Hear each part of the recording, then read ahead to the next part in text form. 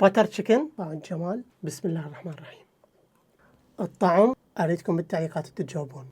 صدور دجاج مقطعها مربعات بهذا الشكل، بابريكا، بهارات دجاج مشكلة، فلفل أسود، شوية كاري دجاج، ملح، خاشوقة روبة، خاشوقة ثوم فريش مبروش ناعم كلش بهذا الشكل، ليمون فريش. بسم الله. نغطيه ونخليه بالثلاجة لمدة ساعة. زبدة بس بدون التتبيلة، يعني ناخذ دجاج هيجي وننزله. بس تحميصة بسيطة، عندي لكعة بسيطة بهذا الشكل ونخليه على صفحة. نرجع نضيف زبدة، بصل، ثوم فريش، شوية فلفل أخضر، طماطم قطعيها ناعم، ونغطيها 10 دقائق. نجيب محضر الطعام، ننزل الطماطة، بصل أخضر فريش. بسم الله.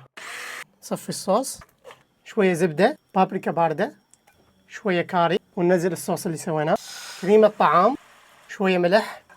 هسه نقول بسم الله، ننزل الدجاج، شكلها يدوخ.